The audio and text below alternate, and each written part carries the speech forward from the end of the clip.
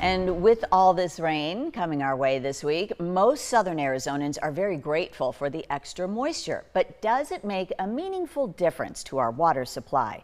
13 Fact Finders talked with a U of A water researcher about the trickle-down effect. At this point, the Tucson area isn't going to catch up with our average annual rainfall.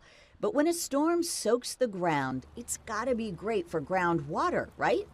Study leader Jennifer McIntosh says maybe a little, but it'll take a long, long time. Is that a drop in the bucket, so to speak? Yeah, that was one of the findings of the study, is that if we get a really big monsoon or hurricane or even a really wet winter, it's useful to the plants and it recharges shallow groundwater.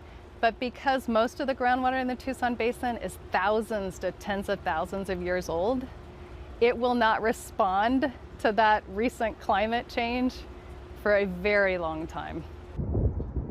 In most of Arizona, only about 2 to 3% of precipitation becomes groundwater. It evaporates quickly in our desert climate or gets used by plants. The good news McIntosh's new data shows is that negative climate changes also take a long time to impact our water supply.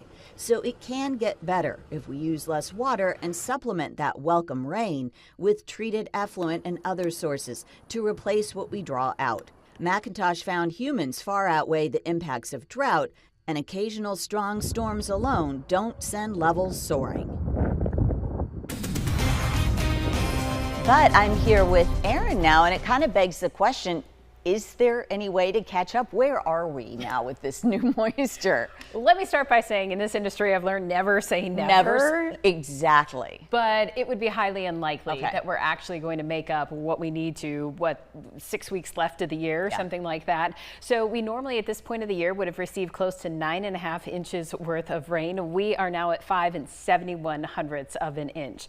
So we have quite a bit of making up to do. Although I will say we had 1/10 of an inch at our official recording site earlier today. So you're saying there's a chance? Well, I'm saying at least we did pick up some measurable rain with what we had today. And by the way, Brooke, I did a little bit of digging through the climate reports to see how this year compares to last. And as of this date last year, we had already had over 11.5 inches worth of rain, which is more than double what we've had so far this year.